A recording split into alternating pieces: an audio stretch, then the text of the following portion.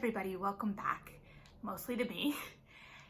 As I mentioned, I think in my last video, I was in the middle and still kind of am a pretty hardcore reading slump.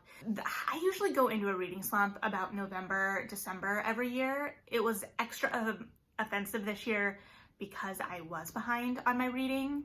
So I will still wrap up. I think I'm gonna do November and December together because they're a little bit less than I'm used to. But I'm very excited about what 2021 holds for the reading year. We're here, we made it. I'm recording this on New Year's Eve because what else would I be doing this evening? So I thought we'd talk about some of the January releases I'm really excited about to kick us off right. And maybe I will pre-record some other things this evening. I don't really know. We'll see where we go. But I thought that let's just chat about some things we're excited about, and we'll just start with January since there's good stuff. So the first book that I am excited about, actually Book of the Month subscribers I believe already have. I don't have a Book of the Month subscription, but I do get one from my mom.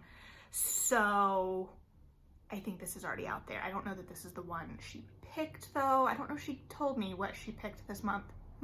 That's part of the deal. That is The Wife Upstairs by Rachel Hawkins. I have been reading Rachel Hawkins since her young adult Hex Hall days. Rebel Belle, which is a different series, is actually one of my favorites of hers. And then she recently did Prince Charming and Her Royal Highness, which were another young adult, but those were contemporary, no fantastical element to them. So this is her switch to adult fiction, and particularly Gothic fiction, which I am modern Gothic fiction, which I'm very excited about. The blurb takes place in kind of a high-end suburb type setting and gives me the feeling of both Jane Eyre and Rebecca, which are both kind of the litmus tests, I feel like, for Gothics of that kind. So that's not a judgment on the fact that they're popular comparisons. It's more just like, that's what I have to judge against. So I'm excited for more Gothic fiction. I'm excited that she seems to have a couple of books in this genre in her, according to Twitter. She tweets a lot. She's behind Sexy History she does sometimes. And I don't remember if we've seen them recently. So I would love to get a historical novel out of her yet, but I don't know. I'm just going to appreciate what we do get. And as you know, I love Gothic fiction. So I'm very excited about this one. Hopefully I will have this one in a Feature Friday pretty soon. Concrete Rose by Angie Thomas. I feel like I shouldn't have to talk about this one. A prequel focusing on Mav for a prequel for The Hate U Give, focusing on Mav. She likes to taunt her readers or maybe her colleagues on Twitter, that this is considered historical fiction. And it's set in the 90s. And we're gonna move on. Next, A Vow So Bold and Deadly by Brigid, Kemmerer. This is the third in the Cursebreakers trilogy. Let me look up the first one. It starts with a curse so dark and lonely, a heart so fierce and broken, a vow so bold and deadly. I really like the books. The names, I don't know. I could tell you what the cover looks like or makes me feel. So this follows the crew. I don't know that we're getting a new character. I did find it interesting because the first book kind of focused more on Ren, the second on Gray, and really complicated Ren made us maybe not like him as much as we did in the first book, in a similar way to we got in the Sarah J. Maas series that I'm blanking, and all of BookTube and Bookstagram is yelling at me for. It's A Court of Thorn and Roses. Don't hate me. That's got a book coming out this year too. Anyway, so it complicated that. I really enjoyed that the first book kind of focused one place, and then we kind of switched focus. So I'll be interested to see, because the third book, as far as I know, is introducing a new character. So we had a convention kind of established. We didn't really establish a convention, but we kind of had like, you know, one point of view, and now we're gonna kind of wrap it up, but it's not gonna necessarily be a new point of view. We're not gonna continue following the trend. So I don't know. It'll be interesting. I'm excited to see what happens. That's what I got. Next is We Free the Stars by Hafsah Faizal. This is the sequel to We Hunt the Flame. I definitely need to go back and reread We Hunt the Flame. I remember really loving it. I have very specific memories of different places I read it, both on the roof of my job, and I mean, there's a seating area up there. I'm not just hanging out on the roof. In a macaroon shop, like really delightful places. And I remember really enjoying the moral complexity of the characters. You know, we have a prince who's a killer, assassin. We have a heroine who is pretending to be a man, I believe, or at least she's like a hunter in this forest and is believed to be a man and goes with that because it protects her. I clearly need to revisit. I really enjoyed it. I'm very excited for the sequel. There has been, you know, a year in between, so I just need to brush up in the same way that I reread The Poppy War recently because I needed to finish the series. So I was like, let's revisit, even though that was one of my favorite fantasies of recent years. So I am intrigued by this one. I feel like it got a decent amount of buzz when it came out, and I feel like it hasn't gotten enough since. I think it built a really interesting, engaging world that is perfect for fantasy readers, especially young adult fantasy readers.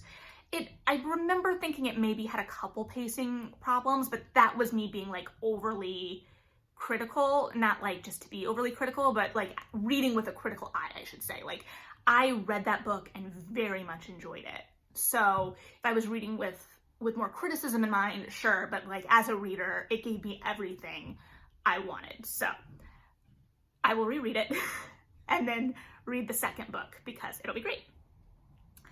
Next, I went to put up a 3, and this is not the third book that I'm listing, so who knows. Next is probably the book I'm most excited for this month, and that is Dangers of Smoking in Bed by Mariana Enriquez, translated by Megan McDowell. This is a short story collection. Her debut collection, or at least her debut translated collection, Things We Lost in the Fire, is one of my favorite short story collections, period. Like, I love that collection. I read it when it came out. I re-listened to it last year for book club. I've raved about it multiple times, even here, as infrequently as I pop on. So I've been really anticipating this. I've actually held off. I have a digital ARC, and I've held off because I wanted to appreciate it. I also have a pre-order out. So I will report back on this one for sure. I'm anxious to see how it fits in with Things We Lost in the Fire, but in terms of that collection, she is just my perfect short story person, in that she takes the normal and makes it weird. And I've talked about this before, so I'm not going to say anything that's really revolutionary to what I've already said. Weird short stories are my favorite, but she takes things and makes them haunted, and somehow the haunted isn't the scariest or the most compelling, or the haunted comes from something rooted in something very real and also very atrocious, which I guess is how hauntings work. But it's just so grounded, even while being so bizarre, and I don't know. I just love her work from what I've read, and can't wait to read more, and have really high expectations, so I'm hopefully not setting myself up for disappointment there. Also, Megan McDowell has translated both Mariana Enriquez and Samantha Schweblin, and so I've really enjoyed her work as a translator for both of those authors who write pretty weird fiction. I think they're both Argentinian authors, so I am interested, I guess, in reading more Argentinian literature. So if you have recommendations that have been translated, leave them below and I will maybe continue to brush up on my Spanish so I can read them. I actually have been tempted to buy Things We Lost in the Fire in Spanish so that, one, I can brush up on my Spanish. I said that like I had any level of fluency, and I want to make clear that I did not. And so that I can kind of appreciate the language. Not that I will fully appreciate it, obviously, without that language background, but I don't know, like, see how the language works in the language it was written.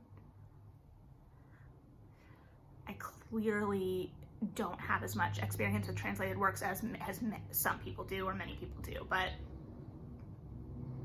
love those. Anyway, I will stop now. The next one is that I'm anticipating is a debut, so I really don't know anything about it. It's The Divines by Ellie Eaton. I have seen it floating around a couple times already. I can't point to any lists or places that I have seen this, so you're just gonna have to trust me, I guess. It is a dual timeline narrative from what I can tell from the blurb, taking place in modern day LA and 1990s England, like a boarding school. And so it says it explores like the coming of age of young girls and like that fraught time, which I'm a sucker for. It blurbed it with the girls and something else. Was it normal people or something? Maybe.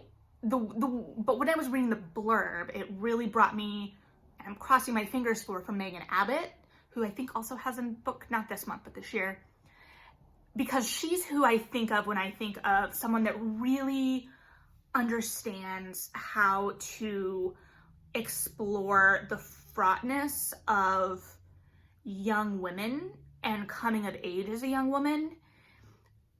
I believe Dare Me is dropping on Netflix and I need to watch that.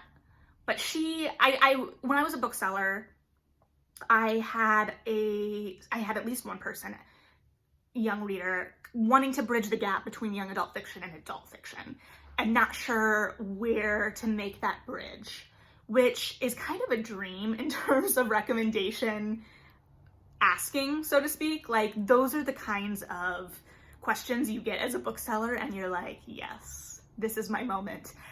So I took her to Megan Abbott because, like I said, it bridges the reality of young adulthood and it makes it more dangerous and sharp than some. I wouldn't, obviously not all. I guess if you wanted like a young adult equivalent, I would go with Courtney Summers for that, or maybe even Nina LaCour, but Nina LaCour feels a little more lyrical. Anyway, that's a huge tangent, but that's kind of what I'm hoping for going into this novel. So know that I am going in with that hope and that expectation. So we'll see where it ends up. I know I'm bringing something to the table in terms of like expectations, so I'll try and levy that, but it looks really intriguing and I'm always here for something that explores the complexity of a young woman's coming of age. So the last book, I guess, at least is on my radar at this moment, is The Mask of Mirrors by M.A. Carrick, which I believe is a pseudonym. It may be, I did a quick blip onto online, I think on Goodreads, and it sounds like it might be a 2-person team that is behind this entity. But I saw it talked about by an author on Twitter in terms of description and like world building. So it's a fantasy. I believe it involves a woman kind of tricking her way into a high society world. It gave me a little bit of like C.L. Polk vibes in terms of the blurb description. although the page, it looks like it's going to be a little longer. So it may be like same vein. We'll see, obviously, but I'm intrigued. So I also believe, from what I've read, that it's a world where queerness is just a fact of life, and there is a complex and open accepting of relationships and gender identities. So I'm very excited to see how that is built into the world. It sounds like it's going to be a lot of fun. It is longer.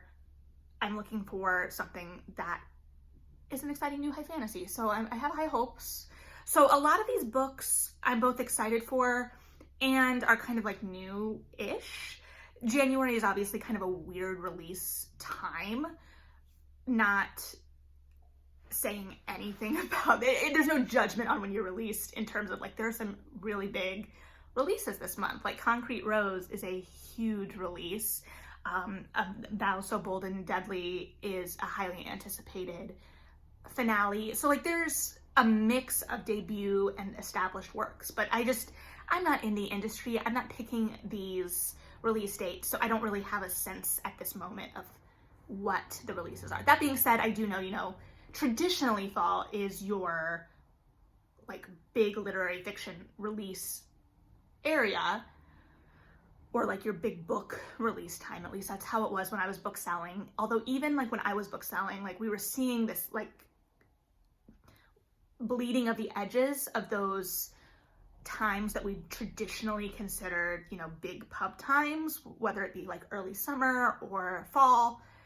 And just as a reader, clearly I said that I tend to experience some burnout and some reading slumps in the fall. So it can be really frustrating for me to get some of my most highly anticipated books and then just not have, like I didn't finish The Burning God. I didn't finish a bunch of stuff actually. And last year, The Starless Sea was one of my most anticipated reads, and I didn't get it read before 2020. I read that, I think, in January, February. So it's just a really up. And I'll probably do a video too of like the books from last year that I haven't gotten to yet that I'm kind of sad about. But yeah, so this is just, the start of the reading year for me. These are the things that are on my radar. I'm sure there are going to be other things that pop up in the month that I've forgotten about, or just was like, oh shoot, of course that comes out this month. But these are the things that are on my radar that I'll, fingers crossed, get to. But also I have a lot of catching up to do from the end of 2020. So we will see. But it's good to be back to chat, and I will talk to you soon. In the meantime, tell me what books in January specifically, or in 2021, I guess more generally, you are looking forward to. Also, just to give you a heads up and a warning and, a gift to you, a good friend from college, Sarah Hallowell, has a book coming out this fall called A Dark and Starless Forest. Cover was just revealed. Time is meaningless. A week ago, I don't remember. I'm very excited for it. I think everyone should be. I always forget how like Twitter popular she is, so many of you probably already have this on your radar. I really hope. Get it on your radar. If not, look at that cover, look at that title, Forests, Liminal Spaces. Sarah's writing is gorgeous. Get this. I don't have a pre-order link yet because the only ones available are Amazon, but I will get that as soon as possible and would love for you to pre-order this book. I know I will be as well, for me, as well as my whole book club. So again, no apologies, but I will be talking about this book a lot this year. So what's on your radar? What are we excited about? Let's start our reading year off right, and I will talk to you more soon. Bye.